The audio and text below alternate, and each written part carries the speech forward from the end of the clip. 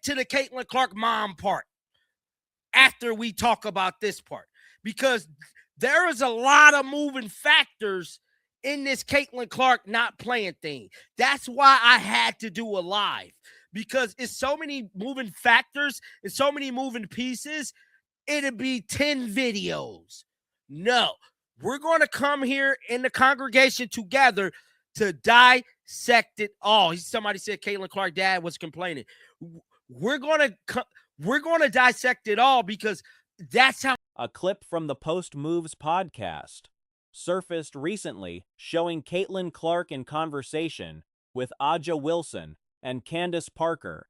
Within that segment, a particular exchange caught the attention of many who were following the Indiana Fever's ongoing situation. When Wilson mentioned that Clark was locked in with the Fever through 2029, Clark responded by noting she was only contracted through the following year. She said it briefly, paired it with a small smile, and the conversation moved on quickly. The moment was easy to miss, but for those paying attention, it added another layer to an already complicated picture. That's how many moving pieces it is that is going on within this franchise. Now, if this was Caitlin Clark on Post Moves speaking to Aaliyah Boston about her contract extension. Listen to what Caitlin Clark said right here, guys. Because she's epic. She has to. Whatever. She's on that till 2029. The timing of that interview was notable. It was released the same day as the game. Clark did not play in the same game, surrounded by questions about injury reports, transparency, and front office decision-making. Whether the contract comment had any connection to how that day unfolded is something several analysts began examining after the clip circulated.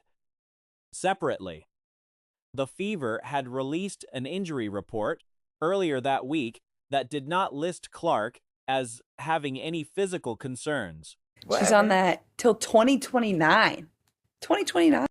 Yeah, Aren't no, you that's with what the I'm Fever till saying. 2029? Hey, I love playing with you. Yeah, well, I'm only signed till... Yeah. Don't worry about that. Well, next year. Don't worry.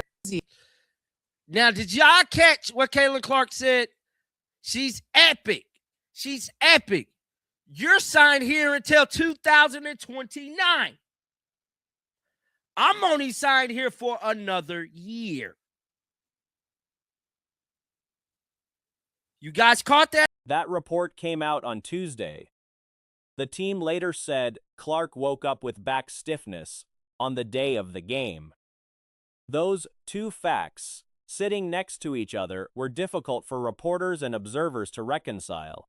Adding to the conversation was what happened courtside during the game itself. You guys caught that at that end? For those of you guys who might have missed it, listen to what Cece said. Yeah, well, I'm only signed till... Yeah. Don't worry about that. Well, next year. Don't worry. And she gave a little smirk at the end of her saying that I'm only signed here until next year.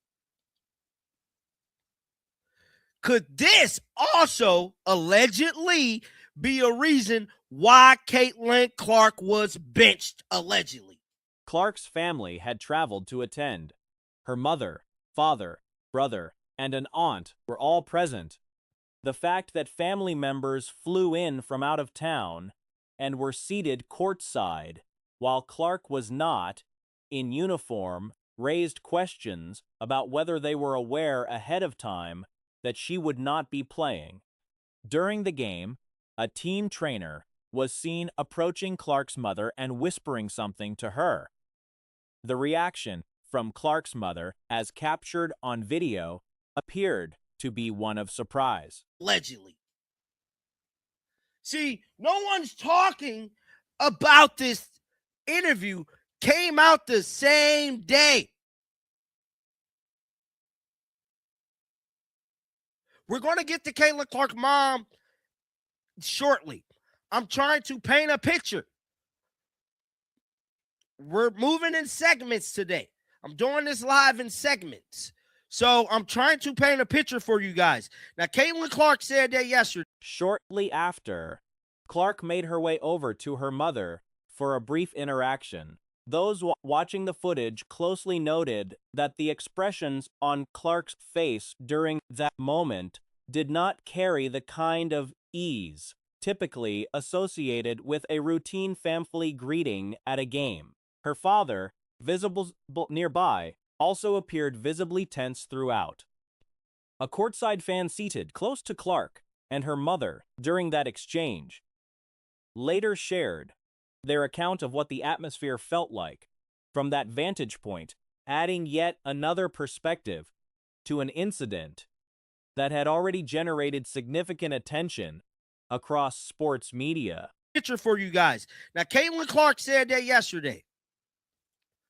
Now, the Indiana Fever also had this injury report come out. They also had this injury report come out the day before this game. See? Now, this injury report came out.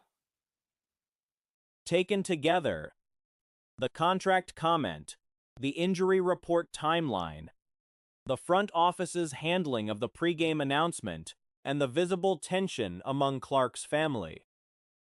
What emerged was a situation with a number of threads pointing in the same direction. Each piece on its own might be explainable. Placed side by side, they painted a picture of an organization under real internal strain, with the league's most prominent player at the center of it. Indiana Fever general manager Amber Cox has drawn significant fan backlash after posting on social media in the aftermath of the Portland Fire game, a post that notably made no mention of Caitlin Clark. Now, this injury report came out Tuesday, right? So if this injury report came out Tuesday, y'all damn sure knew Caitlin Clark wasn't hurt Thursday. Because if y'all knew she was hurt or woke up with stiffness, so if Caitlin Clark woke up with stiffness, like they said, how the hell do we get here? Make it make sense. I'm confused. Make it make. Cox shared a video clip from the contest and highlighted a combined 45-point performance from Aaliyah Boston and Kelsey Mitchell, captioning it with praise for the two players and the team's win. In the current climate surrounding the franchise, the omission of Clark's name landed poorly with supporters who were already frustrated over how her absence had been handled. The comment section of Cox's post filled rapidly with critical responses. Fans accused her of deliberately sidelining Clark, even in a celebratory context, particularly given that Clark's availability, or lack thereof, had been the defining story of the week. Make it make sense. Because as of right now, the Indiana Fever is not making a whole lot of sense. Now, Caitlin Clark's parents was courtside at this game.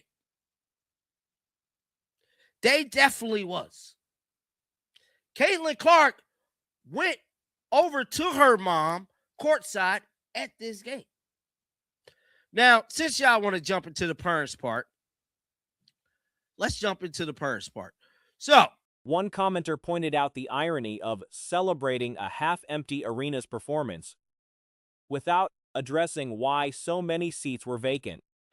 Another drew a comparison between the organization's earlier ambitions, when previous leadership had invoked Apple as a model for the franchise's direction, and the current state of affairs, suggesting the Fever are now operating well below that standard.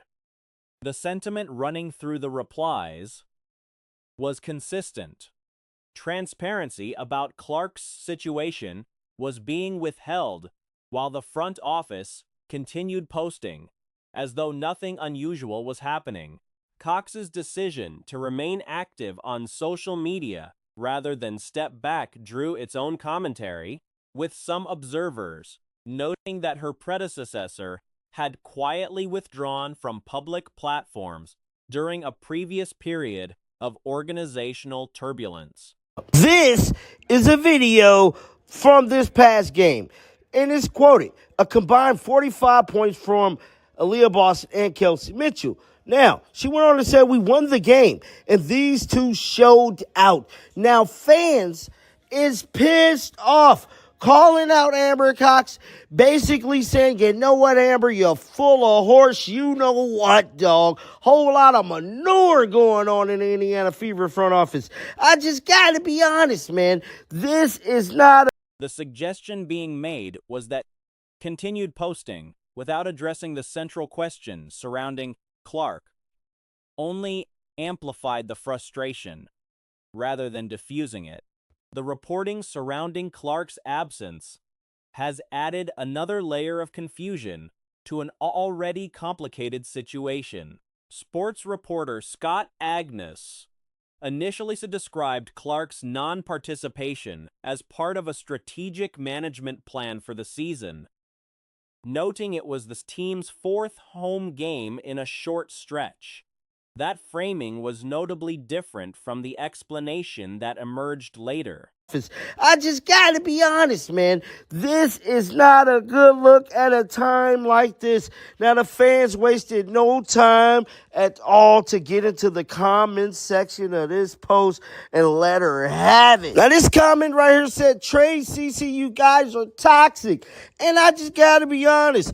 There definitely is. Ain't no way around it. And at this moment in time, Amber really needs to strongly think about what Kelly did last year.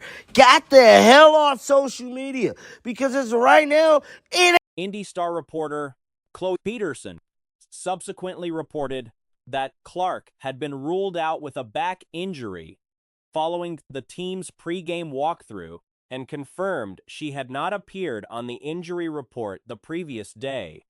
The two accounts, one describing a planned rest decision, the other describing an injury, contradicted each other, and neither squared cleanly with the timeline of events. Stephanie White then compounded the confusion by conducting two separate press conferences, one before the game and one after, in which her statements conflicted with each other and with the earlier reporting from Agnes. The sequence left observers with multiple incompatible versions of why Clark did not play. So, delivered by different sources connected to the organization. Strongly think about what Kelly did last year. Got the hell off social media, because as of right now, it ain't looking too good for the Indiana Fever front office. So instead of y'all tweeting every day, give us some transparency on Caitlin Clark's situation, because it ain't looking good. Is she benched? Is she hurt? Is she coming back after 3 games of sitting? Let us know something. Now, diving into some more of these comments, somebody said, interesting, when Caitlin Clark plays and dominates, you somehow can't seem to praise her. You are disgusting. My goodness. Another person went on to say, half of the on-court incident from the game preceding the absence has continued to fuel speculation. During that earlier contest, Clark was visibly involved in a sideline exchange with assistant coach Brianna January, and was seen pulling her arm away from head coach Stephanie White. That moment was captured and spread widely, generating national coverage and prompting questions about the internal dynamics between Clark and the coaching staff. The proximity of that incident to Clark's subsequent absence has led a portion of the fan base to question whether the back injury explanation is the full story. Disgusting. My goodness.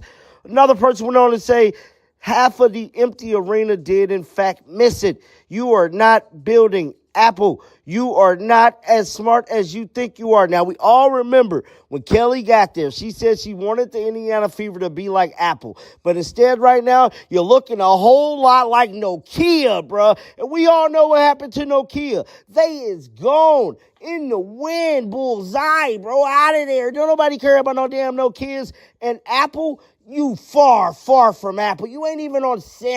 Some believe the absence may have been disciplinary in nature, framed as a physical issue, to avoid the scrutiny that a suspension would invite, and to protect the organization from the league fines that a confirmed suspension might generate. The league has not announced any fines against the Fever related to the late injury disclosure, though the league had been reported to be looking into the matter. Whether the organization faces any formal consequences remains unresolved. What is clear is that the public narrative around the Fever has shifted almost entirely to questions of trust, transparency, and the relationship between Clark and the people running the franchise. Questions that a post-game tweet celebrating other players' statistics did nothing to address. Far, far from Apple. You ain't even on Samsung level right now. The comment went on to say this equation is actually quite simple. Yet you are heading the single greatest bag fumble in the history of professional sports. And congrats for it, man. My goodness. The fans is letting them have it right now. So we finna get ready to react to this because I want to kind of build you guys up a storyline here and how we got to this point. With them. Now Caitlin got this other injury and so on and so forth. So Scott Agnes dropped this yesterday. He stated Fever guard Caitlin Clark will not play tonight versus Portland Fire. I'm told is part of a strategic management plan for the season. Tonight is the Fever's fourth home game. Now, that's what Scott said. Scott said it was initially a strategic management plan.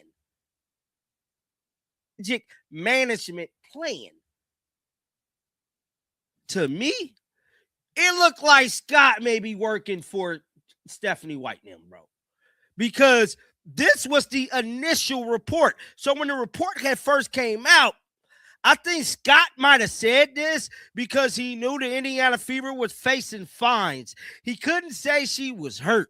He couldn't say that she was dealing with an injury because we later found out from USA Network, which I'm going to play that clip that came out during halftime.